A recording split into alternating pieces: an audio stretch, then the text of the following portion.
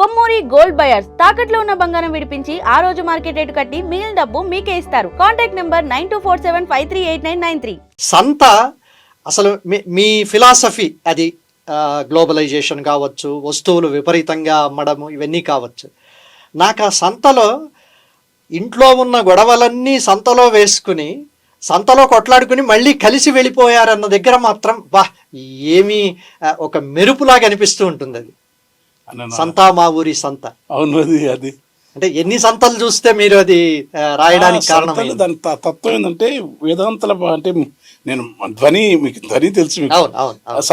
సంత దాని ఇంటికి పోయే సంతలో సంసారం అంతా బయటేసుకొని ఇంటికి పోయే ముందు ఇద్దరు అయితే ఈ లోకం వదిలిన తర్వాత ఆత్మ ఒకటి అనే అర్థం అని చెప్తే నేను ఏమైతుంటే కూరట ఇంకన్నా వేదాంతం చెప్తున్నాడు, చాలా ఫిలాసఫీ చెప్తున్నాను కాకుండా ఊర్లల్లో పామర జనానికి కూడా ఏంటంటే సంత బతుకు సంత అనే మాట చాలా పాపులర్. నేను ఆ పాటలో కూడా బేరాలు, సారాలు, సరుకుల, భారాలు, లాభాలు, నష్టాలు, ఇష్టాలు, మువ్వలు, పువ్వులు, నవ్వులు, నటలు, ఒలుపులు ఎన్నో చూపే వింతలో ఆ రోజు ఏ వింత ఎరగని పసిపోరని గట్టి ప్రాణాలు తీసేటి పాపి గడియలగాంచి సంత వీధి చివరి బోధి వృక్షము కింది ఓ సాధు భైరాగి బతుకే ఒక సంత అని పసిపాపలు అన్నవే. అది అనండి. అది ఇది ఏంటంటే నాకు అదృష్టం, అది ఒక నమ్మకం. కానీ ఆ బాల్యంలో వచ్చిన ఒక అచలము, అమనస్కం, సాంఖ్యం, సిద్ధ సాంప్రదాయం, అఘోర, లేకుంటే కాశీనాయన కావచ్చు, లేకుంటే ఇంకో తత్వ రమణ మహర్షులు లాంటి వాళ్ళు కావచ్చు, వాళ్ళ ఇన్నది కన్నది అంతా ఏంటంటే నా దృష్టి అంటే ఆధ్యాత్మికతలో ఉన్న నిజమైన సమత్వవాదం అవుతుంది. అంటే ఏ భేదం అభేదమైన స్థితిని కమ్యూనిస్టులు స్వీకరించాలనే ఒక తపనతో కూడా నేను మొన్న ఒక పాట రాశాను. విభేదాలు ఎన్నున్నా వివాదాలు కోరొద్దు అని రాసినాను. అంటే పదవులు లేకున్నా కానీ ప్రజలు నిలిచి ఉండొద్దు, ఒరిగిన అమరులను ఎప్పుడు తలవకుండా ఉండొద్దు మీరు. అంటే ఆ ఆశయాలతో ఉన్నాయి. నాకు చిన్న చిన్న ఉద్దేశాలు ఉంటాయి, పెద్ద ఉండవు. అవి నేను పాటలు చెప్పుకుంటా. నేను సిద్ధాంతం చేసిన అనుకో, నేను దొరికిపోతున్నా వల్ల కాదు, అవి రాయలేము. అది నాకేందంటే లయాత్మకమైన పాట, ఈ గేయ ప్రక్రియ భగవంతుని దేవల్ల లేకుంటే 10 సార్లు అంటున్నది, అది అలవాడటం వల్ల కావచ్చు, లేకుంటే మా నాన్న వల్ల, ఈ సమాజం ఇచ్చిన భిక్ష వల్ల, నాకంటే పూర్వ పరంపర నాజరు, గద్దరు, రామదాసు, రాకంచల్ల వెంకటదాసు, అక్కమాదేవి, అల్లమాపు ఇదంతా పరంపర ఉండటం వల్ల కావచ్చు. నేనేం చేస్తానంటే తెలియకుండానే అది లాక్కపోతున్నాను అక్కడికి. ఆ లాక్కపోయేది నేను భౌతికవాదానికి లేకుంటే ఈ ప్రపంచాన్ని వదిలిపెట్టి వైరాగ్యంలోకి తీసుకోవట్లేదు. ఈ రెండింటి యొక్క సమన్విత దృక్పథం ఒకటి రావాలని, లేకుంటే సమిశ్రణం కావాలని ఆలోచించుకుంటా. దాన్ని వాళ్ళు ఒప్పుకోలేదు మొట్టమొదటి. తర్వాత నేను పాడుతుంటే అంగీకరిస్తున్నారు. ఎందుకంటే వాళ్ళ పరిస్థితులు ఆ దశకు వచ్చినాయి. మనం ఎక్కడ పొరపాడిసినాం, ఒక కనీసం బుద్ధుని కానీ, అక్కమాది, అన్ని వేమనని కానీ, వీరబ్రహ్మాన్ని కానీ, రమణ మహర్షి, వీళ్ళందరినీ తీసుకుపోతే నిజమైన భక్తి అనేది వచ్చింది. అది నేను ఇది చాలా వేమన పశుల వన్నె వేరు పాలేక వర్ణమవు పుష్పజాతి వేరు పూజ అదొక్కటే దర్శనంబు వేరు దైవంబదొక్కటే విశ్వదాభిరామ వినురవే. మహానుభావుడు ఆయన అల్లిక బలి ఉంటుంది. అంత తేలిక అంటారు. అట్లా నేను తేలిక రాయాలని ఆయన కూడా ప్రేరణ. బహుశా దీనికి రాయాలనే కారణం అంటే రంగనాథాచార్యులు, నేను సంస్కృతం రాయాలని సోకుండేది అంటే తెలిసి, కానీ నేను రాసిన మహాత్ముడు రాసింది అంటే అందుకెళ్ళే సముద్రం పెద్ద రాలిపడ్డవి రాసిన ఏరుకోవడమే కదా, ఏరుకొని పేర్చలే కదా. కానీ ఆ భ్రమ నాకు చిన్నప్పుడు ఉండేది. అట్లా నేను రాసినవి ఉన్నాయి. అప్పుడప్పుడు కొన్ని పాటలు పూసిన అనంత కాంతి పుంజముతల నుంచి ఎనింగి రెండంతరంపు అన్నీ ఒత్తులు లేకుండా రాస్తా. కానీ దాని నుంచి బయటపడేసింది ప్రజాకవిత్వం సంస్థ. ఈ ప్రజాకవుల గురించి కేకేఆర్ యొక్క వ్యాసాలు అవి కొంత నన్ను ప్రభావితం ప్రజల భాషలు రాయాలని ఎంఏ చదివినప్పుడు ఫస్ట్ ఇయర్ 1 సంవత్సరం అదొకటి. మీరు అన్ని ప్రాంతాలు తిరిగారు. నేను ఇందాక కూడా చెప్పాను, రాయలసీమకు సంబంధించి ననుగన్న నా తల్లి రాయలసీమ చాలా అద్భుతంగా ఉన్నాయి. అందులో వెంకటేశ్వర స్వామిని, వేమనను, పోతులూరిని, వజ్రకరూరు వజ్రాలను అన్నిటినీ మీరు వెలికి తీశారు, అందులో పెట్టారు. కానీ తెలంగాణ బ్రీత్లెస్ సాంగ్లో మాత్రం సాహిత్య ప్రక్రియగా కావచ్చు, దానికి తీసుకున్న ప్రతీకలు కావచ్చు, పుణ్యక్షేత్రాలు కావచ్చు, గొప్ప వ్యక్తులు కావచ్చు, లేక దాని వేగంలో కావచ్చు, అంటే శిల్పంలో కూడా కావచ్చు, అది వింటున్న ప్రతిసారి ఇట్లా భూమి మీద నుంచి ఒక సాహిత్య విద్యార్థిగా 2 అడుగులు పైన తేలుతున్నట్లు ఉంటుంది. ఒక పులకింత. అంటే నన్ను నేను మర్చిపోతూ ఉంటాను. అంటే అంటే ఒక చరిత్ర కావాలా దానికి, ఆ తర్వాత నదులు, పుణ్యక్షేత్రాలు, గొప్ప వ్యక్తులు, అట్లాగని మళ్ళీ అన్ని జిల్లాలకు సమప్రాధాన్యం ఉండాలి. అంటే ఒక 2 జిల్లాలను వదిలేశారు అనుకోండి, అది పాటలు ఎట్లా అవుతుంది, అవ్వదు.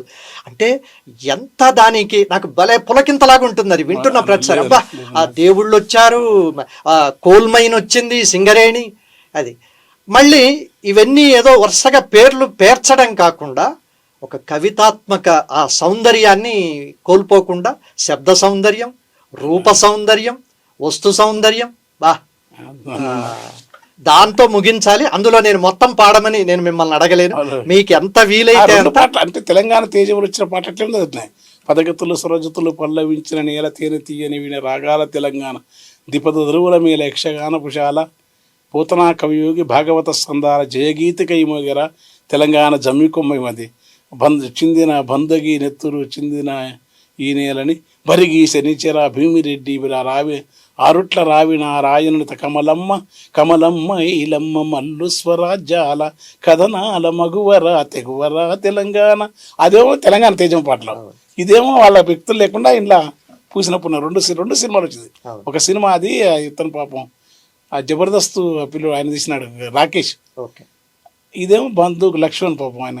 కానీ అతను బ్రీత్లెస్ సాంగ్ అంటే విషయం చెప్పలేదు, బ్రీత్లెస్ సాంగ్ రాయాలని అన్నది నాకు. బ్రీత్లెస్ రాని మనకు ఆల్రెడీ యక్షగానంలో ప్రక్రియ ఉంది, యక్షగానంలో ఉంది.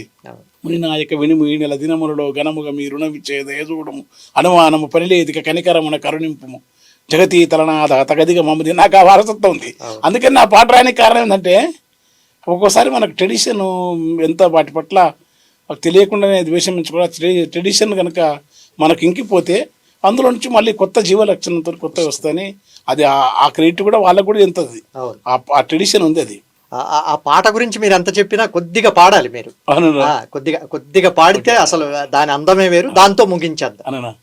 పూసిన పుణ్యం వెన్నెలమేనా తెలంగాణ వీణా వాసిక చరిత్రల వెలుగొందిన గత వైభవాల కోన పదగతుల వాని సరజతుల వేని ఉప్పంగి మురిసె ఉల్లముల వాని తాళాల జోల దరువులయాల సంబూరమాడి సింగిడి మోదుగు పూల వసంత నేల తంగిడి పూల బంగారు నేల జమ్మి కొమ్మన పాల పిట్టెల గంతులేసే ఆ జింక పరుగుల ఇడుపు ఇడుపున జానపదంబులు ఇంపుగా పూసిన కవనవనంబులు ఎగిసిపారే ఎన్నెన్నో ఏరులు బుద్ధుని పాదపు ముద్రడ కొండ అవనగిరి కొండ పద్మనాయకుల దేవరకొండ మేటి రాచకొండ కొలనుపాక తీర్థంకరపాద వర్ధమానముని తెలిపిన బోధ యాదగిరి నరసన్న మొక్కులు జానుపాడు సైదన్న సొక్కులు కలబడి నిలబడి కుడియేడు మలబడి గడియల పొగరును దించిన దళములు వాడిగా ఒడిచెల విసిరిన కలములు పడిపడి పరుగులు పెట్టిన జులుములు నందికొండ నీటితో నిండా ఊరు ఊరు నా పైరులు పండ నల్లగొండవరి తరిమాగానం పారేవాగులు పచ్చని వంకరు పలవలమైన పూరగాలుడు అనంతగిరిలో పద్మనాభుడు దివ్యమైన తన మహిమల చూప కీసరగిట్టలు హరకీర్తనలు శివతత్తంబులు భూమిలో దాగిన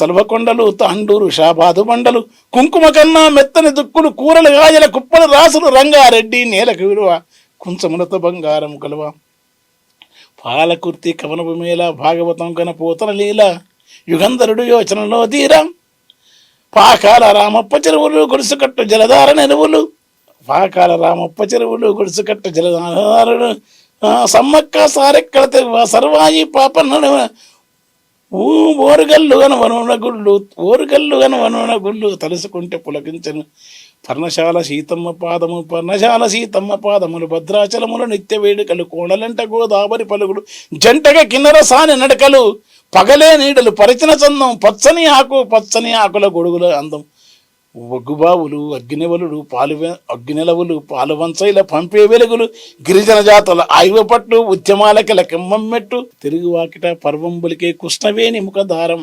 తాళవేసి తన వంచున ఆడే తుంగభద్ర విహారం పుప్పడి మించిన ఇసుకరేణువుల అందమైన దుందుబు తీరం మన్నెంకొండ సిరిసనగంలా గట్టుకుర్మతి గంగాపురము ఉమామహేశ్వరి భువి నివాసం నల్లమల్ల సలేశ్వర తీర్థం తరాలు గడిచిన వాడని ఊడల ఊయలలోపే పిల్లల మర్రి పాలమూరు తల్లి కొమరంఘాటు గోడి అవి ఇట్లా పెద్ద ఉంటుంది అది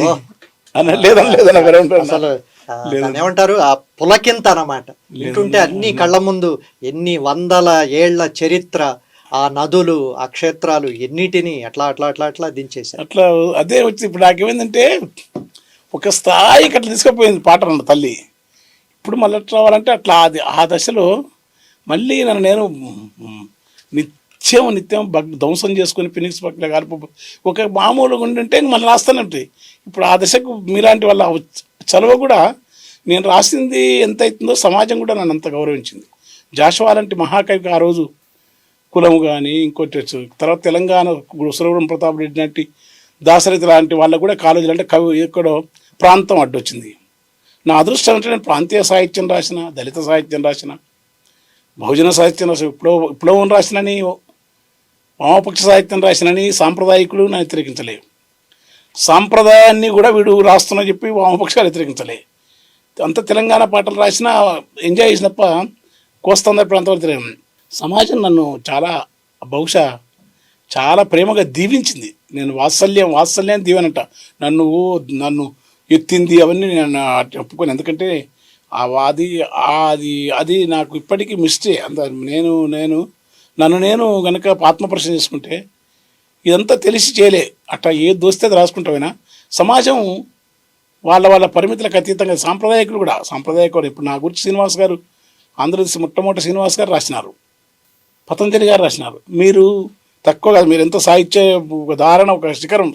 మీలాంటి వాళ్ళందరూ కూడా ధరిస్తున్నారు ఆ ప్రాంతాలకు అతీతంగా. బండారాయణ స్వామి కానీ, కేశవరెడ్డి గారు కానీ.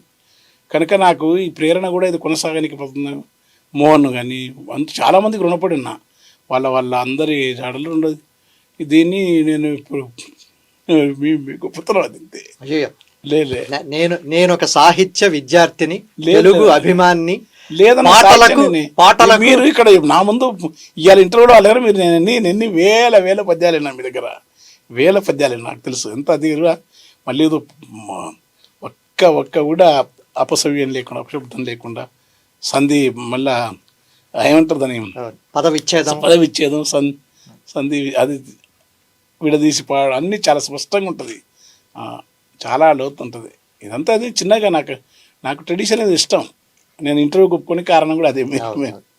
నాకు అసలు భయం, ఎందుకంటే చివరి నిమిషం వరకు మీరు వస్తారా రారా. నాకు మీతో అనేక అనుభవాలు ఉన్నాయి.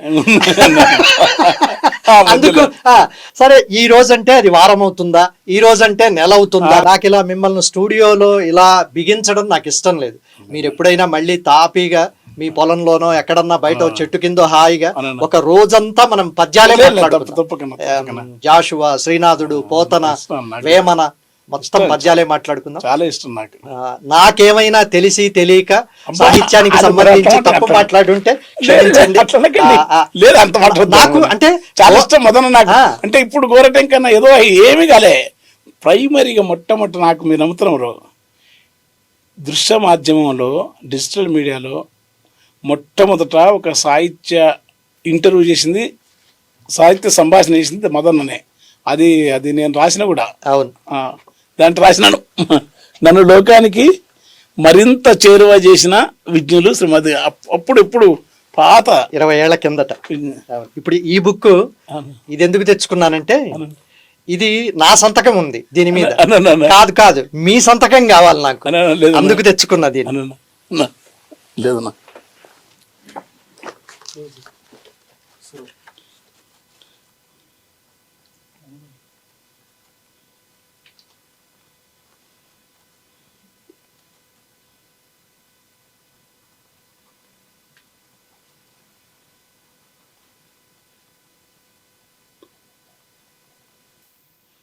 ఏమైతే ఈ అనుబంధాలు ఇవన్నీ ఏమైతే నాకేందంటే ఇక